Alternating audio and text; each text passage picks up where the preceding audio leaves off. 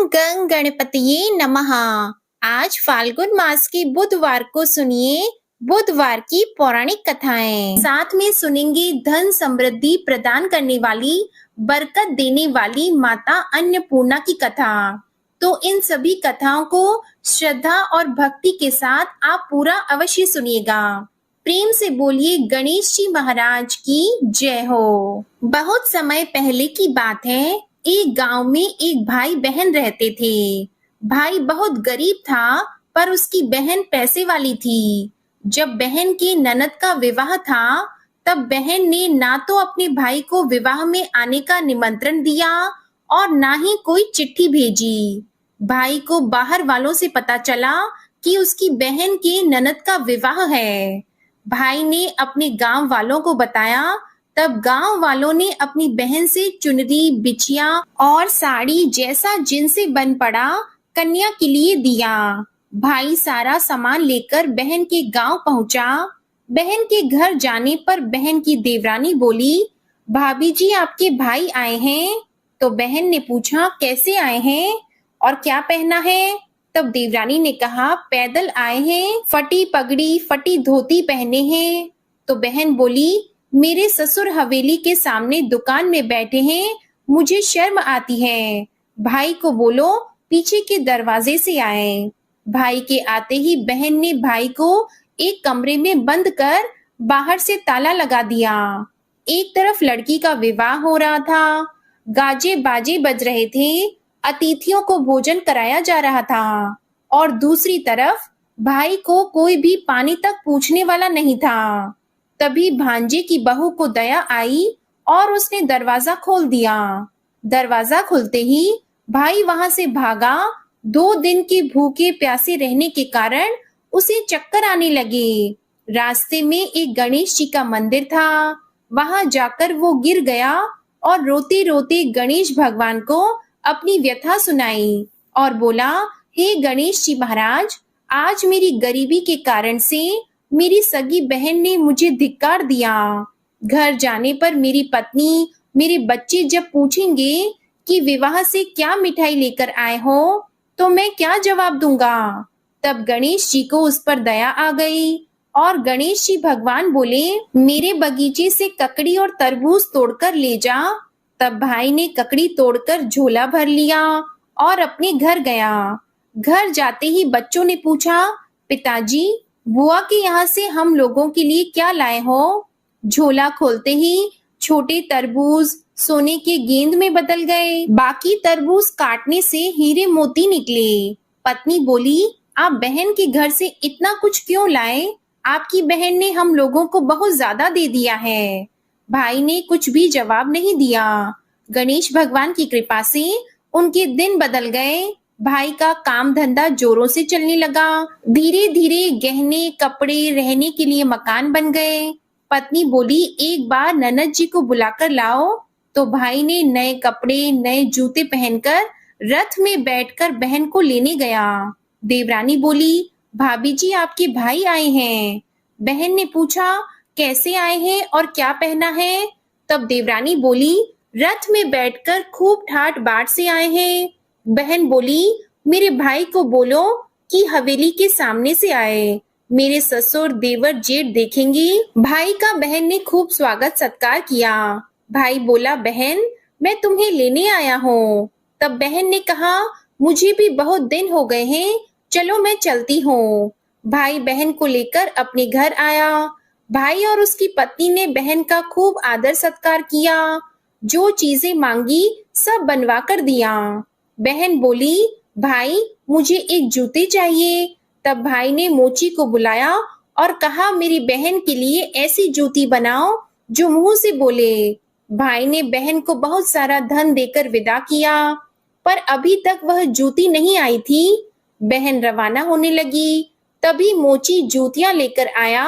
बहन की जूती पहनते ही जूतियां बोली, निर्धन भाई की पैसे वाली बहन, गणेश जी का बगीचा नहीं होता तो आज क्या करती? बहन तब भाई की पत्नी से पूछने लगी, यह कहाँ से आवाज आ रही है? तभी भाई ने कहा, सुबह का समय है, कोई जीव जंतु बोल रहे होंगे। भाई ने घोड़े गाड़ी को जल्दी जाने को कहा।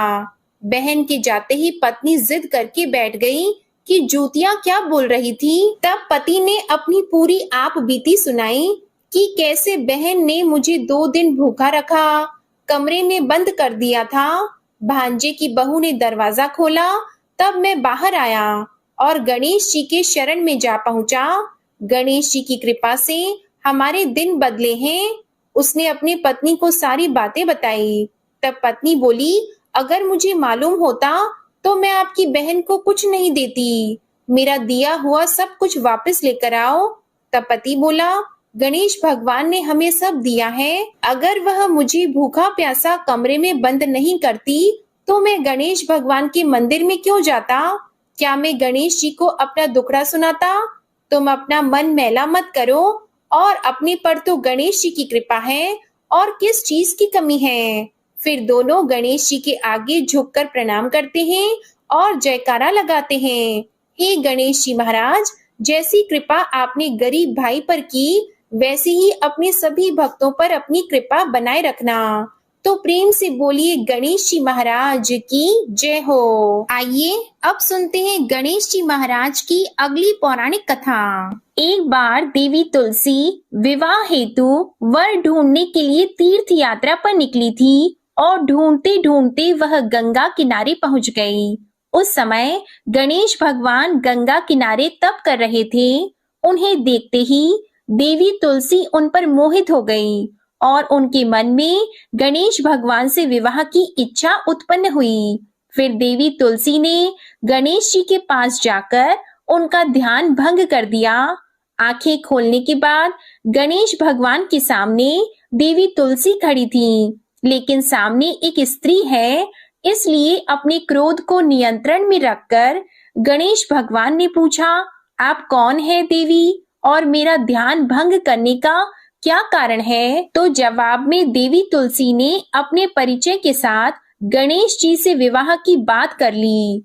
उत्तर में गणेश भगवान जी बोले, देवी मैं ब्रह्मचारी हूँ, इस वजह से मैं विवाह नहीं कर सकता। अपने विवाह प्रस्ताव के लिए ना सुनने के बाद देवी तुलसी क्रोधित हो गई और उन्होंने गणेश जी को श्राप दे दिया कि उनका ब्रह्मचर्य टूटेगा और उनके 2 विवाह होंगे। इस बात पर गणेश भगवान भयंकर क्रोधित हो उठे, क्योंकि एक तो वह स्त्री है, इसलिए ध्यान भंग करने पर भी गणेश जी ने कुछ नहीं कहा और इतनी विनम्रता से बात करने पर भी उन्हें श्राप दिया गया। फिर गणेश जी ने भी देवी तुलसी को श्राप दे दिया कि तुम्हारा विवाह शंखचूर्ण नाम के असुर के साथ होगा। एक देवी होकर भी उनका विवाह एक राक्षस से होगा। यह जानकर देवी तुलसी विचलित हो गई और विनायक जी से इस कठोर श्राप से मुक्ति दिलाने की क्षमा याचना करने लगी। फिर गणेश जी को तुलसी देवी पर दया आ गई।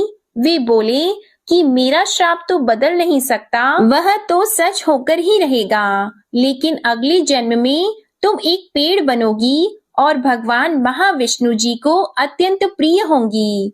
उनकी पूजा में भी तुम्हारा एक महत्वपूर्ण स्थान होगा और कलयुग के इंसानों को तुम मोक्ष का मार्ग दिखाओगी। लेकिन तुमने मेरा तप भंग किया है और मुझे ब्रह्मचारी होकर भी 2 विवाह का श्राप भी दिया है, इसलिए मेरी किसी भी प्रकार की पूजा में तुम निषिद्ध रहोगी। इस प्रकार देवी तुलसी गणेश भगवान की पूजा में निषिद्ध हो गई। प्रेम से बोलिए गणेश भगवान की जय। आइए सुनते हैं गणेश जी के विवाह की कथा। भगवान गणेश का मुख हाथी का है और एक दांत भी टूटा हुआ है। इन्हीं 2 कारणों की वजह से उनका विवाह नहीं हो पा रहा था। इस बात से गणेश जी महाराज अक्सर नाराज रहा करते थे। एक दिन एक देवता के आग्रह पर विनायक जी उसके विवाह में अपनी उपस्थिति दर्शाने गए। विवाह स्थल पर पहुंचने के बाद कुछ देवताओं ने मिलकर गणेश भगवान का समय पर विवाह न होने के कारण उपहास किया, जिससे गणेश जी बहुत ही अधिक नाराज हो गए। उसी दिन उन्होंने ठान लिया कि जब तक मेरा विवाह नहीं होता तब तक मैं किसी भी देवता का विवाह नहीं होने दूंगा। गणेश भगवान के पास विवाह और अन्य संदेश लाने का काम उनके प्रिय वाहन मूषक राज करते थे। अब मूषक राज जब भी किसी देवता के विवाह का समाचार लाते, तब गणेश जी उसे आदेश देते और मूषक राज अपनी सेना के साथ जाकर उस विवाह के मंडप को गिराकर तहस नहस कर देते और बारातियों को भी भगा देते। इस तरह गणेश जी और मूषक राज की मिली भगत की वजह से किसी भी देवता का विवाह नहीं हो पा रहा था। गणपति जी के व्यवहार से तंग आकर सभी देवी देवता भगवान शिव और माता पार्वती जी के पास पहुंच गए और इस विराट समस्या का समाधान मांगने लगे। भगवान शिव और माता पार्वती ने कहा कि इसका हल तो आपको केवल ब्रह्मदेव जी के पास ही मिल सकता है। कृपया करके आप ब्रह्मलोक को जाएं। तब माता पार्वती और महादेव जी को प्रणाम करके सभी देवी देवता ब्रह्मा जी के पास प्रकट हुए। देवताओं की समस्या को ठीक से सुनने के बाद ब्रह्मा जी ने अपनी योग शक्ति से 2 कन्याओं का निर्माण किया। कन्याओं का नाम था रिद्धि और सिद्धि। वह दोनों ब्रह्मा जी की मानस पुत्रियां थीं। उन्हें लेकर ब्रह्मा जी गणेश महाराज के पास गए और उनसे अपनी पुत्रियों को ज्ञान एवं शिक्षा प्रदान करने का निवेदन करने लगे। ब्रह्मा जी का मान रखने के लिए एकदंत भगवान ने रिद्धि और सिद्धि को शिक्षा देना आरंभ किया। फिर उस दिन के बाद से जब भी मूषक राज किसी विवाह की खबर लेकर आते हैं, उस वक्त रिद्धि और सिद्धि गणेश जी को अपनी बातों में उलझा कर रखती थीं। इस तरह गणेश जी का ध्यान किसी और विषय पर रहता और दूसरी तरफ देवताओं का विवाह संपन्न हो जाता। एक दिन बुद्धि के देवता भगवान गणेश जी को यह बात समझ आ गई, लेकिन उनके क्रोध में आने से पहले ही ब्रह्मदेव अपनी दोनों पुत्रियों के साथ वहां पर प्रकट हो गए। रिद्धि और सिद्धि को सामने देखते ही गणेश जी का क्रोध बढ़ने लगा, किंतु विनायक जी के मुख से कोई भी शब्द निकलने के पहले ही भगवान ब्रह्मदेव ने कहा, हे गणेश जी, आपने स्वयं ही मेरी पुत्रियों को शिक्षा दी है और अब मुझे इन दोनों के विवाह योग्य कोई वर नहीं मिल रहा। मेरी आपसे विनती है कि आप ही रिद्धि और सिद्धि से विवाह करके मुझे धन्य कीजिए। परमपिता ब्रह्मदेव जी की शांत वाणी को सुनकर गणेश जी का क्रोध शांत हो गया और वे उस विवाह प्रस्ताव के लिए हंसी खुशी राजी हो गए। विवाह के बाद अपनी दोनों पत्नियों से उन्हें 2 पुत्र प्राप्त हुए, जिनका नाम रखा गया शुभ और लाभ। तो प्रेम से बोलिए भगवान गणेश जी की जय। आइए अब सुनते हैं गणेश जी की पूजा पाठ में सुनी जाने वाली पौराणिक कथा। एक गांव में एक सेठ और सेठानी रहते थे। वे बहुत ही धार्मिक प्रवृत्ति के थे और वे गणेश जी के अनन्य भक्त थे। वे दोनों बिना चूके हर बुधवार को गणेश जी का व्रत रखते थे और शाम को ब्राह्मणों को भोजन कराने के बाद अपना व्रत खोलते थे। सेठ जी का काफी बड़ा परिवार था। वे सब आपस में बड़े प्यार और भाईचारे से रहते थे, लेकिन सेठानी और सेठ की कोई संतान नहीं थी। इस विषय पर परिवार और गांव के लोग आपस में बहुत बातें किया करते थे। सभी लोग सेठानी को बांझ बुलाते थे। ये सभी बातें सुनकर सेठ और सेठानी बहुत दुखी होते थे। एक बुधवार के दिन सेठ और सेठानी भगवान गणेश जी की पूजा संपन्न करा के मंदिर से बाहर आ रहे थे। तभी उन्हें सीढ़ियों पर एक छोटा सा बच्चा अकेले बैठा हुआ दिखा। बालक को देखते ही दोनों उसके पास गए और पूछा कि तुम्हारे माता पिता कहाँ हैं? लेकिन बच्चे ने अभी तक ठीक से बोलना नहीं सीखा था, इसलिए वह बोल ही नहीं पाया। पर दोनों सेठ और सेठानी बच्चे के पास शाम तक बैठे रहे। तब तक पंडित जी और सेठ जी और उनके नौकरों ने आसपास जाकर बच्चे के माता पिता को खोजने की कोशिश की, लेकिन उन्हें बच्चे के माता पिता या बच्चे खोने की कोई खबर ही ना मिली। फिर पंडित जी ने सेठ और सेठानी को वह बच्चा अपने घर ले जाने के लिए कह दिया। साथ में ये भी कहा कि अगर बच्चे के माता पिता यहाँ पर आते हैं तो मैं स्वयं उन्हें आपके पास ले आऊंगा। तब सेठ और सेठानी की खुशी का ठिकाना नहीं रहा। वे दोनों खुशी खुशी उस नन्हे बालक को अपने साथ घर लेके गए। सेठानी ने बच्चे का नाम अपने आराध्य भगवान श्री गणेश जी के नाम पर गणेश रख दिया और बड़े ही प्यार और दुलार से उसका पालन और पोषण करने लगे। कुछ दिनों के बाद उसी गांव में एक ठग पति पत्नी आए। उनका इरादा गांव के सबसे अमीर आदमी को ठगने का था। वे दोनों ठग गणेश मंदिर की सीढ़ियों पर बैठकर सोच विचार कर रहे थे। तभी वहां पर पंडित जी आ गए और गांव में अनजान लोगों के दिखते ही उनसे पूछा कि क्या आपका बच्चा खो गया है। दोनों चोरी चकारी के लिए बहाना ढूंढ रहे थे, इसलिए उन दोनों ने तुरंत ही हाँ कह दिया।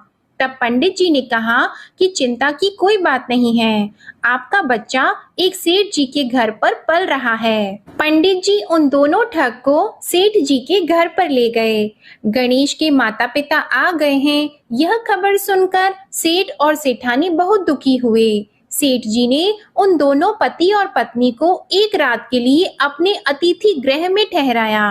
अब वह दोनों ठग सिर्फ मौके की फिराक में ही थे। उसी रात सभी लोग सो जाने के बाद वे ठग एक एक करके सभी कमरों की तलाशी करने लगे। फिर वे दोनों तिजोरी वाले कमरे में पहुंच गए। छानबीन के वक्त होने वाली छोटी मोटी आवाजों से सेठ जी का एक नौकर जग गया और आवाज की दिशा में तिजोरी वाले कमरे के नजदीक आ गया।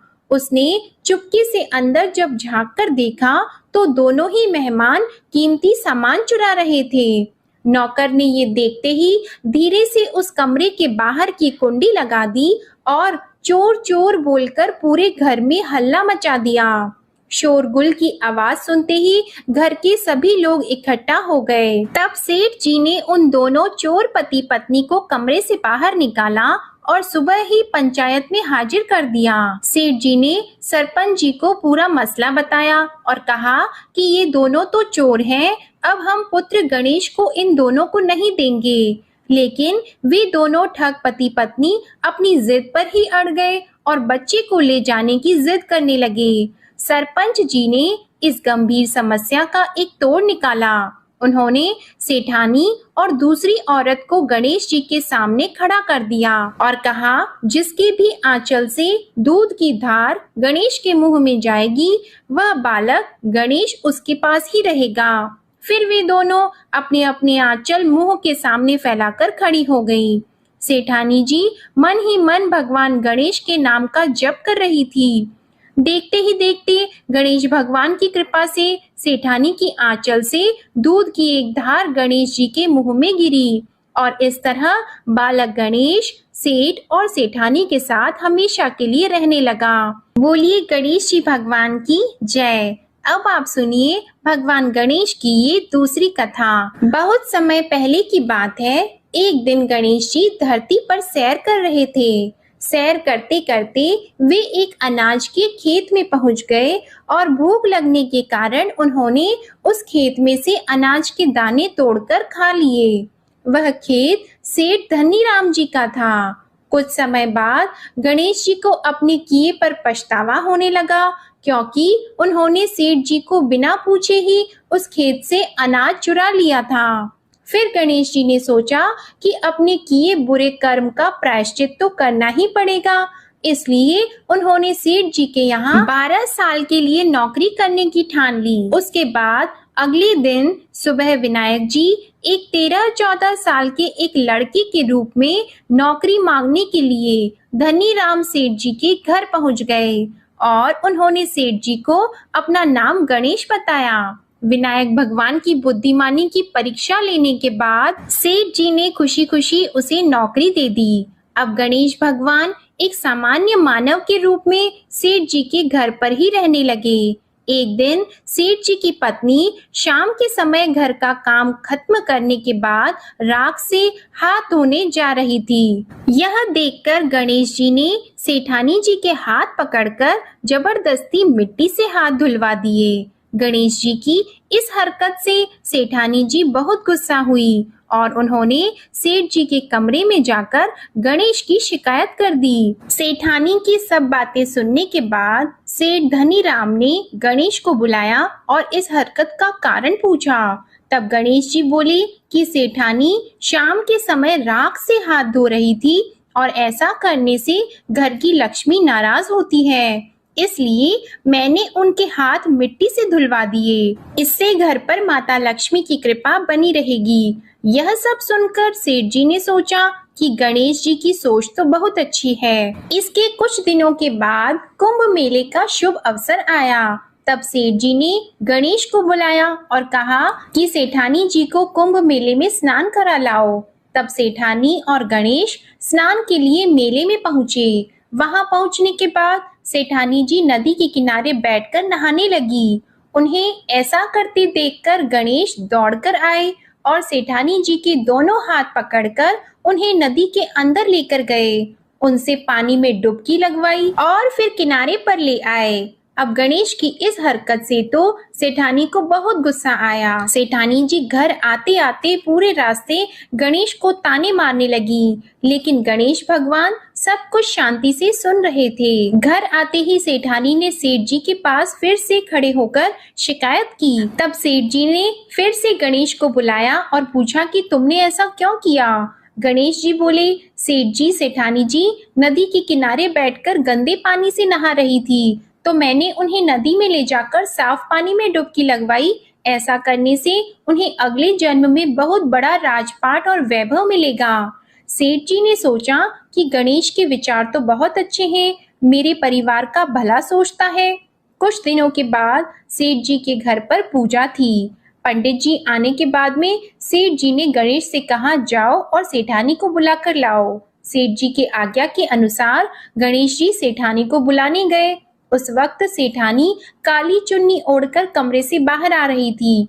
वह देखते ही गणेश जी वह काली चुन्नी उतारकर फाड़ दिए और कहा कि पूजा के लिए लाल रंग की चुन्नी ओढ़कर आओ। अब सेठानी जी गणेश जी पर बहुत नाराज हुई और उन पर चिल्लाने लगी। इस आवाज को सुनकर सेठ जी वहां पर भागते हुए आए और पूछा कि क्या हुआ। तब सेठानी ने बोला कि गणेश ने मेरी चुन्नी फाड़ दी। फिर सेठ जी ने भी गणेश को बहुत डांटा। जवाब में गणेश जी ने कहा कि सेठ जी पूजा में कभी भी काला वस्त्र नहीं पहनते, इससे शुभ काम सफल नहीं होते, इसलिए मैंने ऐसा किया। सेठ जी ने सोचा कि गणेश तो बहुत समझदार है। इसी तरह लीला रचाते हुए उसी घर में गणेश जी के 12 साल बीत गए। फिर एक दिन सेठ जी ने नया कारोबार शुरू करने से पहले घर में पूजा रखी थी। पूजा करते करते सेठ जी को याद आया कि पूजा की सामग्री में गणेश भगवान की मूर्ति तो है ही नहीं। तब उन्होंने अपने नौकर गणेश को पूजा घर से भगवान विनायक जी की मूर्ति लाने के लिए कहा। तब गणेश बोला कि मुझे ही मूर्ति समझकर आप पूजा में विराजमान कीजिए, आपके सारे शुभ काम सफल हो जाएंगे। इस बात को सुनकर सेठ जी को गुस्सा आया और वे बोले, गणेश तुम अब तक सेठानी से मजाक करते थे, अब मुझसे भी करने लगे हो। तब उत्तर में गणेश जी ने मुस्कुराते हुए सेठ जी से कहा कि मैं मजाक नहीं कर रहा, मैं सत्य कह रहा हूँ। इतना कहने के बाद नौकर गणेश ने अपना असली भगवान स्वरूप धारण कर लिया। साक्षात भगवान श्री गणेश को सामने देखते ही सेठ और सेठानी उनके चरणों में लीन हो गए और उन्होंने अपनी पूजा संपन्न की। इसके बाद गणेश जी देखते ही देखते अंतर ध्यान हो गए। बाद में सेठ और सेठानी को बहुत पछतावा होने लगा कि स्वयं भगवान हमारे घर नौकरी कर रहे थे और हमने उनके साथ कितना बुरा व्यवहार किया, उनसे बहुत सारा काम कराया। ये सोच सोचकर दोनों दुखी रहने लगे। फिर उसी रात सेठ और सेठानी के सपने में भगवान गणेश प्रकट हुए और उन्हें समझाया कि मैंने 12 साल पहले तुम्हारे खेत से अनाज के दाने बिना पूछे तोड़ लिए थे और उसी कर्म का दोष दूर करने के लिए मैं 12 साल से तुम्हारे घर नौकरी किया। धनीराम सेठ जी के जीवन की काया पलट हो गई। गणेश जी जैसी माया आपने धनीराम सेठ जी पर की, वैसी ही माया इस कहानी को पढ़ने वाले, सुनने वाले और हर एक व्यक्ति पर करना। कथा अधूरी हो तो इसे पूरी करना और हमसे कोई गलती हुई हो तो उसे क्षमा करना। प्रेम से बोलिए भगवान गणपति जी की जय। आइए अब सुनते हैं धन समृद्धि प्रदान करने वाली, घर में बरकत लाने वाली माता अन्नपूर्णा की बड़ी ही दुर्लभ कथा। इस कथा को श्रद्धा और भक्ति के साथ पूरा अवश्य सुनिए। प्राचीन काल की बात है, पुरुषोत्तमपुर नामक गांव में एक बहुत धर्मात्मा सेठ जी रहा करते थे। उनके 5 पुत्र और एक सबसे छोटी पुत्री थी। उसका नाम गौरी था। सेठ जी का भरा पूरा परिवार था। सेठ जी ने अपने सभी 5 पुत्रों का विवाह कर दिया था और जब छोटी बेटी गौरी विवाह के योग्य हुई तो उन्होंने उसका विवाह एक दूसरे नगर के अपने ही समान धनी परिवार में कर दिया। अब सेठ जी की पुत्री गौरी दुल्हन बनकर जिस घर में गई, वहां उसका पति अपने माता पिता का इकलौता पुत्र था। अब गौरी बड़ी ही प्रसन्नता पूर्वक अपने ससुराल में रहने लगी। गौरी बड़ी ही सदाचार, गुणवान तथा रूपवती थी। एक दिन की बात है, जब 1.25 महीना हो गया, तब सास ने गौरी को रसोई संभालने के लिए दे दिया। रसोई की सारी बातें समझा दी। गौरी अपनी सासू माँ के पांव छूकर रसोई में प्रवेश करती है।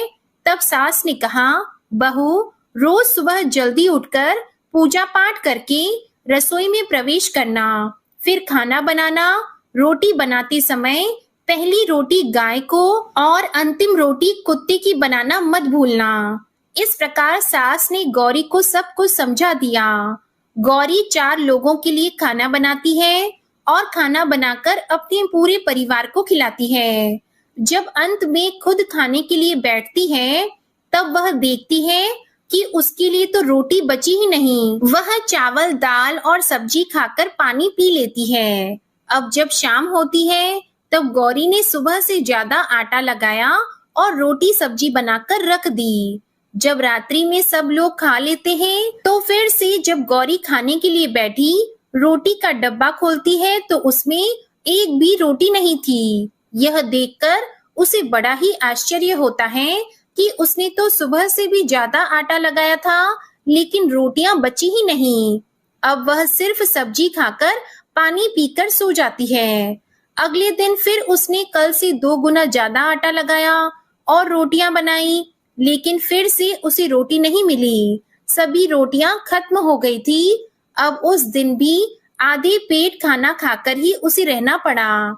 इसी प्रकार गौरी चाहे जितना भी आटा लगाती, रोटियां उसे नहीं मिलती। यह हर रोज का काम हो गया था। वह सोचने लगी, आखिर कौन नहीं चाहता कि मैं रोटियां नहीं खाऊं, मैं पेट ना भरूं। गौरी इस आस में आटा ज्यादा गूंथती कि किसी ना किसी दिन तो उसे रोटियां मिलेंगी, किंतु ऐसा नहीं होता है। ऐसा करते करते वह बहुत कमजोर, दुबली पतली हो गई। तो दोस्तों, ऐसे ही एक दिन की बात है, जब गौरी रसोई में सब्जियां काट रही थी, तो गलती से चाकू से उसका हाथ कट जाता है और वह रोटियां नहीं बना पाती। तो उसकी सासू माँ ने कहा, बहू रहने दो, आज मैं रोटियां बना देती हूँ। तो गौरी ने कहा, नहीं सासू माँ, आप आटा लगा दीजिए, मैं रोटियां बना दूंगी। तो दोस्तों, उस दिन सासू माँ ने आटा लगाया और फिर बहू को दिया। बहू रोटियां बनाकर रख देती है।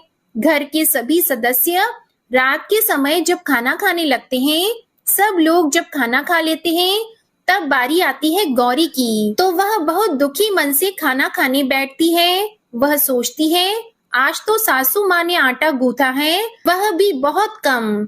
आज तो मेरे लिए रोटियां बची ही नहीं होंगी। यह सोचकर बहू मन ही मन बहुत दुखी होती है। किंतु जब वह रोटी के डिब्बे को खोलती है, तो उसने देखा कि उसमें 4-5 रोटियां पड़ी हैं। यह देखकर बहू बहुत खुश होती है। अब क्या था, ऐसे ही 7 दिनों तक बहू की सासू माँ आटा गूंथने लगी और बहू रोटियां बनाती थी। बहू को रोज रोटियां मिलने लगी। इन 7 दिन बहू ने भर पेट खाना खाया।